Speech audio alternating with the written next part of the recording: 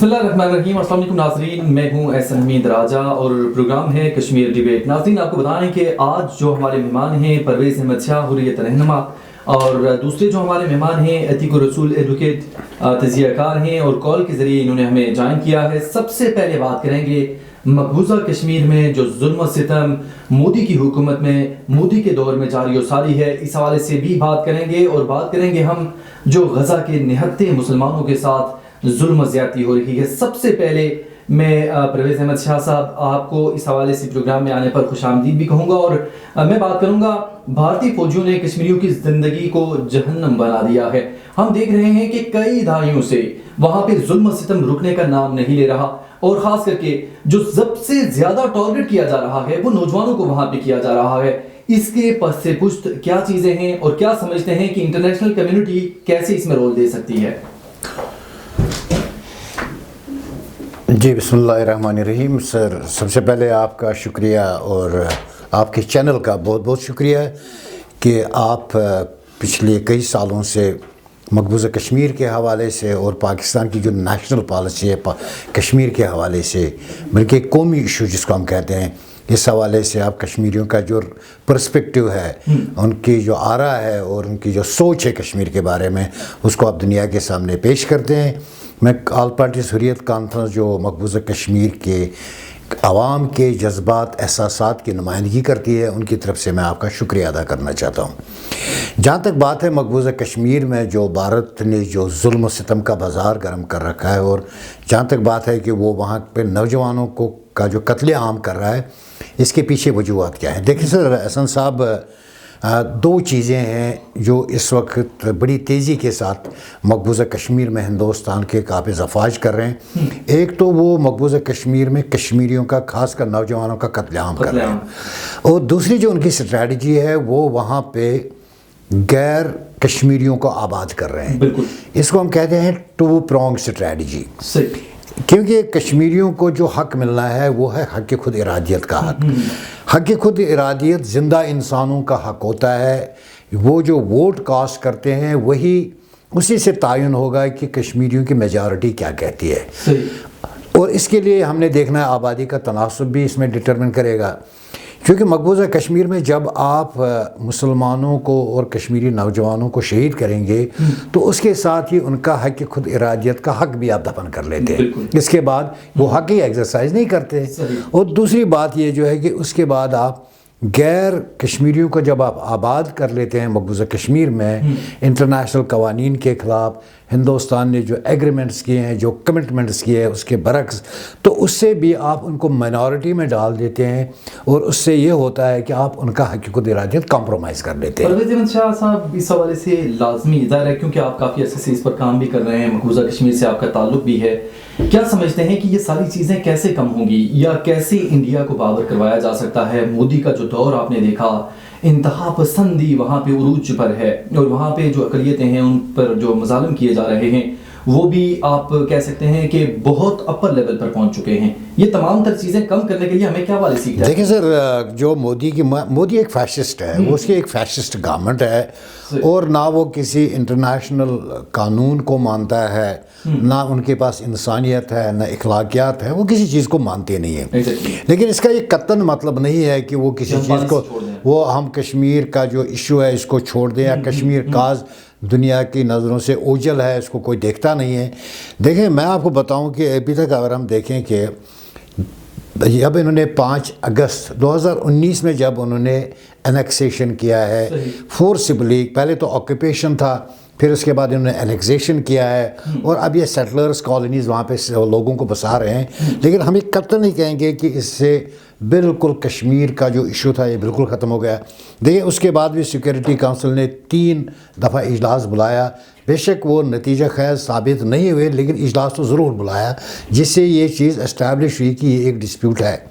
2018 اور 2019 میں human rights commission Geneva ने वहाँ पे भी एक high commissioner for human rights ने एक रिपोर्ट भेजी जिसमें उन्होंने यूनाइटेड नेशंस का जो काउंसिल है ह्यूमन राइट्स काउंसिल उनको लिख के भेजा है कि मकबूजा जम्मू कश्मीर में जो इंसानी हकूक़ की पामालियाँ होती हैं, जो लोग शहीद होते हैं, मास ग्रेव्स है वहाँ पे, एक्सेसिव यूज़ ऑफ फोर्स है, उसके अलावा वहाँ पे जो गुमनाम कब्रें हैं वो लोगों को शहीद किया गया है, विडोज़ हैं, उस पर उसने जो एक रिपोर्ट बनाई थी वो हमने उनको नहीं दी थी, वो रिमोट मॉनिटरिंग से उन्होंने बनाई थी, खुद उन्होंने चीज़ों को मॉनिटर किया दुनिया कश्मीर में खासकर, और उसके बाद उन्होंने वो रिपोर्ट भेजी ह्यूमन राइट्स काउंसिल को, उन्हें कहा एक फैक्ट फाइंडिंग मिशन कश्मीर में भेजा जाए। ये एस्टैब्लिश हो गया है कि मकबूजा कश्मीर में इंसानी हुकूक की पामालियाँ हैं। लेकिन बदकिस्मती से देखें ना, दुनिया में जितने भी कॉन्फ्लिक्ट जोन्स है, आप देखें इवन फ़लस्तीन इस वक्त, आप देखें जनाब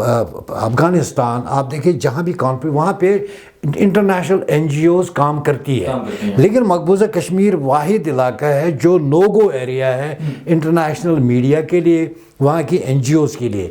इसलिए मकबूजा कश्मीर से आपको एग्जैक्टली खबरें नहीं आती है। जो जुल्म आप सुन रहे हैं, हम कहते हैं इससे कई गुना ज़्यादा जुल्म वहाँ पर है। लेकिन किसी न किसी तरीके से मैं मकबूजा कश्मीर के उन जर्नलिस्टों को सलाम पेश करता हूँ जो अपनी जान खतरे में डालकर किसी न किसी बैनुल अक़वामी न्यूज़ एजेंसी को रिपोर्ट करते और किसी न तो बात ये देखें सर, हमने डिप्लोमेटिक अफेयर पे, डिप्लोमेटिक सतह पे भी हमने काम किया, पॉलिटिकल सतह पे, लेकिन एक एरिया है जिसको हम लॉ फेयर कहते हैं, क्योंकि ये हमारे पास हमारे जो दूसरे गेस्ट हैं वकील है, हाँ प्रोफेशन भी इनकी भी नज़र है तहरीक। एक है लॉ फेयर, हमने लॉ फेयर को अभी तक उस सतह पे एक्टिवेट नहीं किया कि कानून के रास्ते हमारे पास क्या है। देखें, अगर जिनेवा कन्वेंशन की हिंदुस्तान जो है उसको वायलेट कर रहा है कि एक आबादी को गैर कश्मीरियों को हिंदुस्तान से गैर मुस्लिमों को कश्मीर में बसा रहा है, तो उसके बाद ये एक बैनुल अक़वामी कवानीन की खिलाफ वर्जी है जिसमें सिग्नेटरी है गवर्नमेंट ऑफ इंडिया, उनने साइन किया है और तस्लीम किया है। तो जिनेवा कन्वेंशन या यूनाइटेड नेशन ह्यूमन राइट्स की जो करारदाद है उनके बरक्स अगर ये चीज़ें कर रहा है तो हमें लॉ फेयर को देखना पड़ेगा कि हमारे पास कानूनी रास्ते क्या है कि हम चीज़ों को रोक सकें। बिल्कुल एग्जैक्टली आपने बजा कहा कि हमारे पास कानूनी रास्ते क्या हैं, उन्हें भी हमें देखना होगा। अतीकुर रसूल एडवोकेट भी हमारे साथ मौजूद हैं। आपसे सर इस हवाले से पूछूंगा कि आखिर क्या वजह है कि 2019 में ही इंडिया और खास करके वहाँ पे जो मोदी की हिंदुत्व हुकूमत है उसने कश्मीर के लिए पॉलिसी चेंज की। आखिर क्या समझते हैं कि किसकी आशीर्वाद हासिल थी कि ये 2019 में ही किया गया, उससे पहले नहीं किया गया? Thank you so much.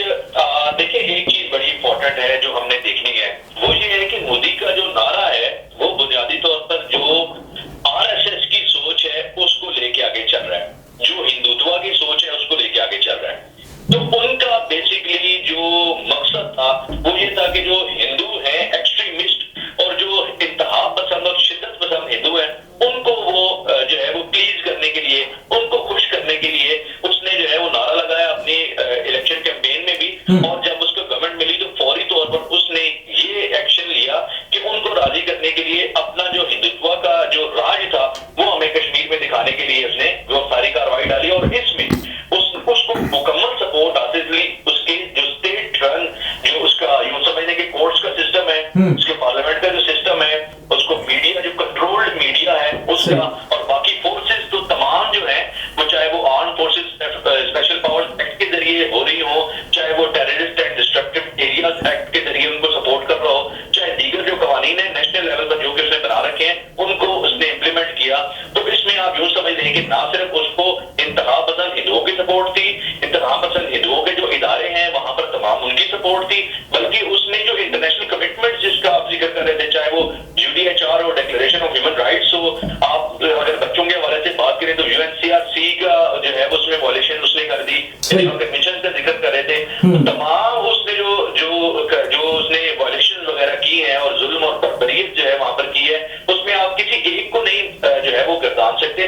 मैं समझता हूँ कि तमाम जो एक्सट्रीमिस्ट हिंदू सोच रखने वाले हिंदू हैं, उनके इदारे हैं, उनके पार्लियामेंटेरियंस हैं और उनके जो लीडर हैं वो तमाम लोग इसके साथ शामिल हैं और ये उनको खुश करने के लिए वहां पर सब कुछ कर रहा है। अतीकुर रसूल साहब, एक और चीज़ मैं आपसे जानना चाहूँगा कि वहाँ पे जो अपोजिशन है, जैसे राहुल गांधी हैं, वो इस हवाले से कहते हैं कि नरेंद्र मोदी जेब कुतरे का किरदार अदा कर रहे हैं हिंदुस्तान के अंदर। तो देखें, उनकी तरफ से भी पॉलिसीज हैं, लेकिन इससे पहले भी कोई कश्मीर के लिए पॉलिसी के हवाले से किसी भी हुकूमत में या किसी भी दौर में जो कश्मीरियों के लिए नरम गोशा नहीं रखा गया। ऐसे ही सिलसिले चलते रहे, लेकिन सबसे ज्यादा जो इंतहा पसंद मोदी ने किया और जो उसका आरएसएस और हिंदुत्व का नजरिया लेकर इस दौरे हुकूमत में हुआ, ऐसा वैसे नहीं हो सका। लेकिन क्या समझते हैं कि 2024 के जो इलेक्शन आने जा रहे हैं, होने जा रहे हैं वहां पे, तो उसके बाद कोई सिचुएशन चेंज होती हुई नजर आ रही है आपको?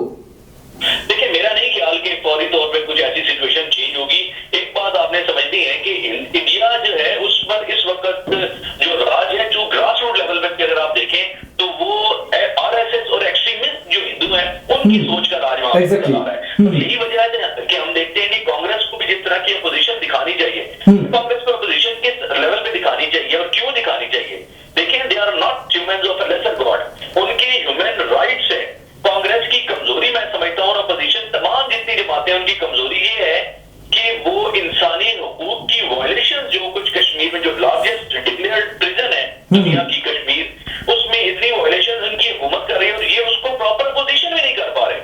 ये अपने उनके जो कानून के अंदर, आइन के अंदर, जो उनके कॉन्स्टिट्यूशन के अंदर कुछ लिखे हुए राइट्स हैं, वो उनको भी नहीं देख पा रहे और उनके हवाले से भी ये अपनी जो सिटिंग गवर्नमेंट है उसके खिलाफ एहतजाज नहीं कर पा रहे। और फिर देखिए ना, जनरल पब्लिक जो है, जो जिसके सेंटिमेंट्स कश्मीरियों के साथ बहरहाल कुछ हद तक मौजूद है, उनको भी बोलने की इजाजत नहीं है। वहां पर जर्नलिस्ट जिस तरह से फरमा रहे थे साथ हमारे कोलीग, कि वहां पर जो है वो लार्जेस्ट प्रिजन इस तरह से डिक्लेयर्ड है कि बाहर से कोई जो है वो सहाफी, ना अंदर से खबर बाहर आ सकती है, ना बाहर से कोई अंदर जा सकती है।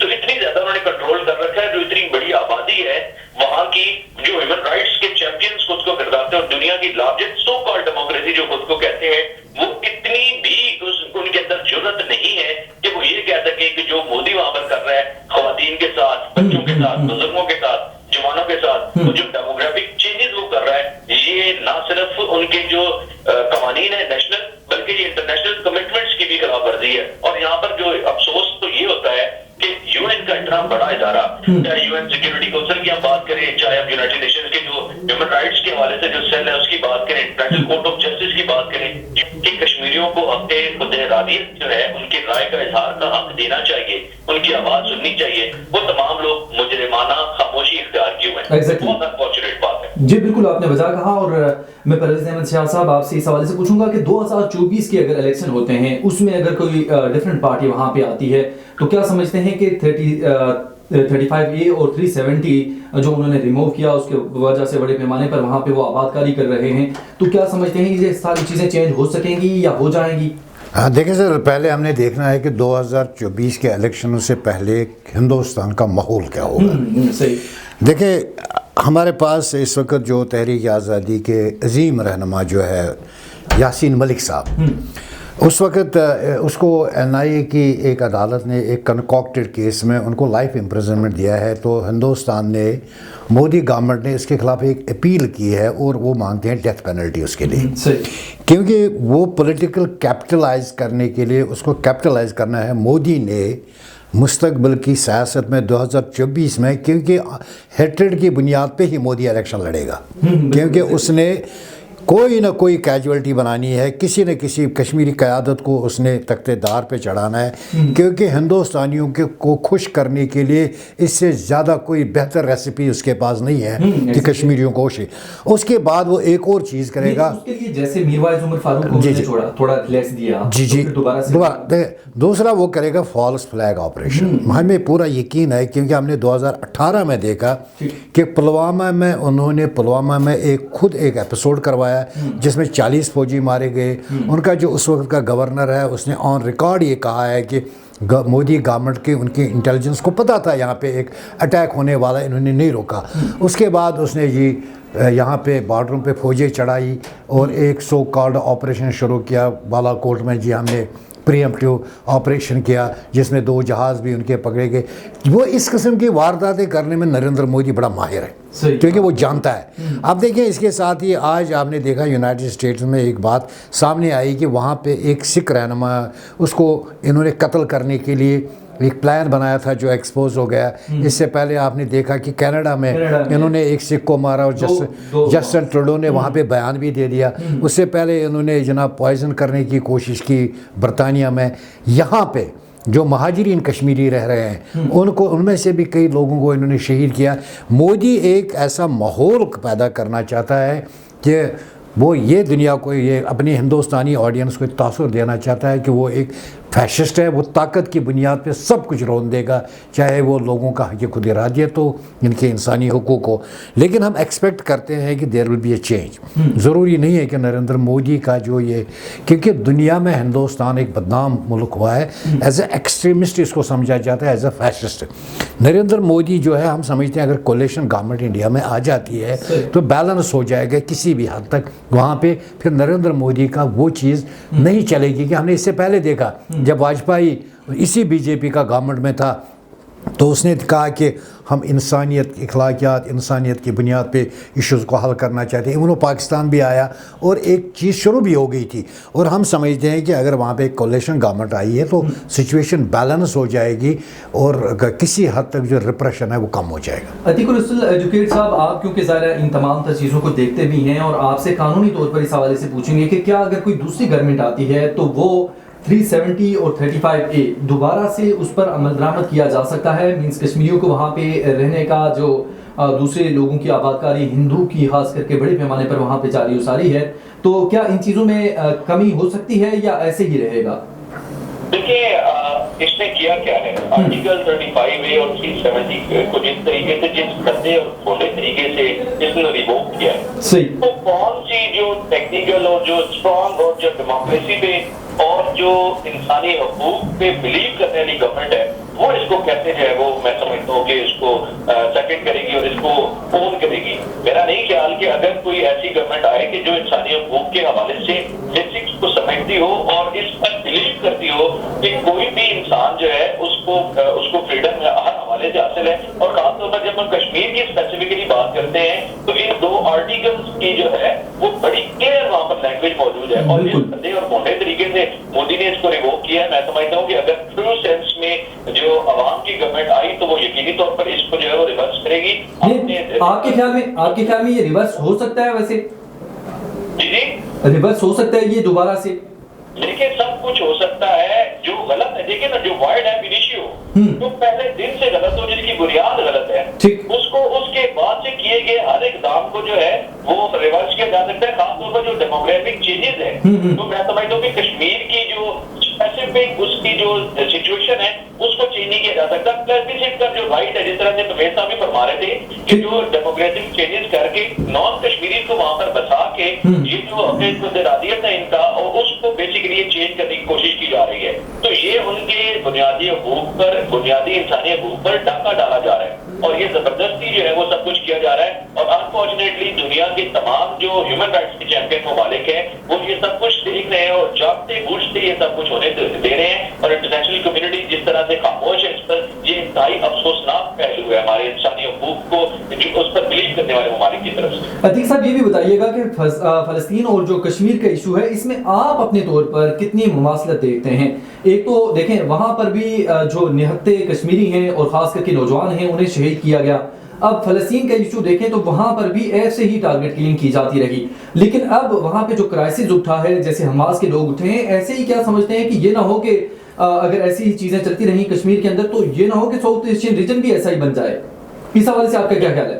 دو قسم کی مماثلت جو ہے وہ آپ کو اس میں نظر آتی ہے. ایک تو یہ کہ ظالم اور جابر جو ہے وہ ظلم کرنے سے نہیں رک رہے, اور دوسری طرف جن پر ظلم ہو رہا ہے وہ اپنے حق سے پیچھے نہیں ہٹ رہے. جی سنو, کشمیری بھی ایک زمین دینے کو تیار نہیں ہے. وہ اکثر آپ دیکھ لینا 7-8 دہائیوں سے وہ اپنی جانیں دے رہے ہیں. نوجوان, بچے, بوڑھے, انفنٹ سب لوگ جو ہے وہ انہوں نے شہادت جو ہے وہ اس کو ویلکم کیا اور شہید ہو گئے, لیکن ایک زمین ہی نہیں. آپ فلسطینیوں کے حوالے سے بھی دیکھ لیں, کشمیر کشمیریوں کا ہے اور فلسطین فلسطینیوں کا ہے, یہ دو نعرے ہیں. اس میں معاملہ دیکھیے کہ دونوں طرف وہ فلسطین کو یہ کہتے ہیں کہ فلسطینی یہاں سے ہجرت کر جائیں, مائگریٹ کر جائیں اور وہاں پر یہودیوں کی آباد کاری کی جائے. یہاں پر ہندوؤں کو لا کے زبردستی آباد کیا جا رہا ہے تاکہ جو ہے ڈیموگرافک چینجز کیا جا سکے اور دنیا میں یہ بتایا جا سکے کہ یہاں پر اکثریت جو ہے اگر کشمیر میں دیکھا جائے تو ہندوؤں کی بنانے کی کوشش کر رہے ہیں اور اگر فلسطین میں دیکھا جائے تو وہاں پر جو ہے وہ یہودیوں کی بنانے کی کوشش کی جا رہی ہے. اور دوسری طرف دنیا کو یہ دکھا رہے ہیں, اسرائیل یہ شور کر رہا ہے کہ ہم پر اٹیک ہوئے, ہم تو ڈیفینس میں کر رہے ہیں. آپ ڈیفینس میں اٹیک کر رہے ہیں, آپ ڈیفینس میں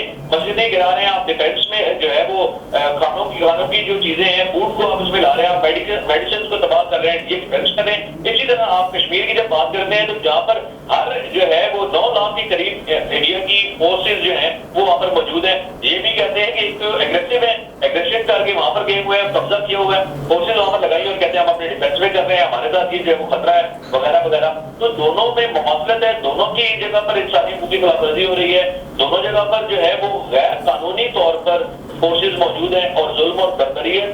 نہ ان کا جو اسٹیٹ کا قانون ہے وہ اس کو جو ہے وہ سپورٹ کرتا ہے, نہ انٹرنیشنل لاز کو سپورٹ کرتا ہے. تو ہر حوالے سے ظلم بربریت کی داستانیں جو ہے دونوں جگہ پر رقم ہو رہی ہے. ایٹ دا سیم ٹائم دونوں طرف سے حریت کی اور جو ہے نا اپنی مٹی سے محبت کی اور جان دینے کی جو ریت ہے وہ بھی دونوں زمینوں میں دونوں جو فلسطینی ہیں اور کشمیری ہیں ان کی طرف سے جاری ہے. تو وہ تیر آزما رہے ہیں, یہ جگر آزما رہے ہیں. بالکل, وہ تیر آزما رہے ہیں, یہ جگر آزما رہے ہیں. پرویز احمد شاہ صاحب, اسرائیل اور خاص کر کے جو مودی کی مماثلت ہے وہ پوری دنیا کے سامنے عیاں ہو چکی ہے. آپ نے یہ دیکھا کہ مقبوضہ کشمیر کے اندر جس طرح ظلم و ستم جاری ہے, اسی طرح فلسطین کے اندر بھی اسرائیل کی طرف سے ظلم و ستم جاری ہے.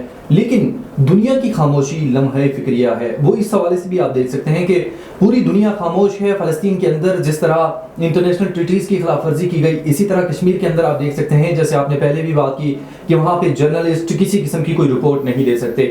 مشکلات ہیں, نہ انٹرنیشنل این جی اوز وہاں پہ جا سکتی ہیں, نہ صورتحال مانیٹر کر سکتی ہیں.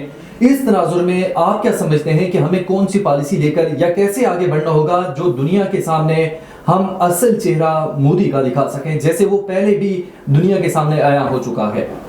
دیکھیں حسن صاحب, ایک بات میں آپ کو بات کرنا چاہتا ہوں کہ فلسطین میں جو شہادتیں ہو رہی ہیں نہایت افسوسناک ہے, لیکن ایک بات سامنے ہے کہ دنیا ڈیوائیڈ ہو گئی ہے, تقسیم ہو گئی ہے دنیا. وہ تو بالکل آپ دیکھیں نا, ویسٹ اگر ایک سائڈ سے ہے تو یہاں پہ آپ کا رشیا, چائنا, عرب ممالک جو ہیں وہ ایک سائڈ پہ آ گئے. اس کا مطلب ہے کہ دنیا جو ہے وہ پوری ڈیوائیڈ ہو گئی. آپ دیکھیں اس سے پہلے جتنی اچیومنٹس اسرائیل نے کی تھی, اس نے ایک ابراہم اکارڈ کروایا تھا جس میں عرب ممالک اس کو گریجولی آہستہ آہستہ ریکگنیشن بھی دے رہے تھے. لیکن جو یہ جنگ ہوئی ہے, جب یہ حماس اور یہ اسرائیل کا جب سے ایک کانفلکٹ ہوا ہے, آپ دیکھیں یہ کچھ ممالک نے وہاں سے اپنے ڈپلومیٹس کو واپس بلایا ہے. کچھ ممالک سوچ رہے ہیں کہ کیا ہم ابراہم اکارڈ کو دوبارہ سائن کریں گے. ڈپلومیٹکلی ان کا بڑا نقصان ہوا ہے. دیکھیں, ایک تو انٹرنیشنل ٹریٹیز سیدھی ہوئی, دوسرے نمبر پہ آپ دیکھیں, یہ آپ کی بات بالکل بجا ہے کہ ایک تو G20 کا جو اجلاس ہوا, یہاں پہ بھی آپ نے دیکھا ترکیہ, چین جس طرح وہاں سے بائیکاٹ کیا, تو واقعی میں دنیا تقسیم ہوئی. دیکھیں سر, جہاں تک آپ کہتے ہیں کہ مودی کو ہم کہنے کیسے, ہندوستان کی فالٹ لائنز ہے بہت ساری. بدقسمتی سے پاکستان کا جو پالیسی رہی ہے, یا میں یہاں کی بات کر رہا ہوں, دیکھیں ہندوستان کا جو کارپوریٹ میڈیا ہے نا, وہ کشمیر پہ پروگرامز جو کرتے ہیں پرائم ٹائم شو میں, ان کو government of India proper sponsor کرتی ہے. وہ اشتہاروں کے محتاج نہیں رہتے ہیں. پھر ان کے پروگرامز جو پرائم, جہاں پر ہمارے لیے پرابلم یہ ہے کہ ہمارا جو میڈیا ہے, اس بیچارے نے تنخواہیں بھی دینی پڑتی ہے اس کو, باقی چیزیں جناب اس کے, بلکہ میں کہوں کہ اس کو جرنلسٹ کو خبر کے ساتھ ساتھ اس کو اپنے بزنس بھی لانا پڑتا ہے اپنے ٹی وی کے لیے. ہم نے اس لیے یہاں پہ جو معاملہ ہے یہ اس حساب سے کشمیر کو نہیں کر سکتا ہے پروموٹ اس لیول پہ.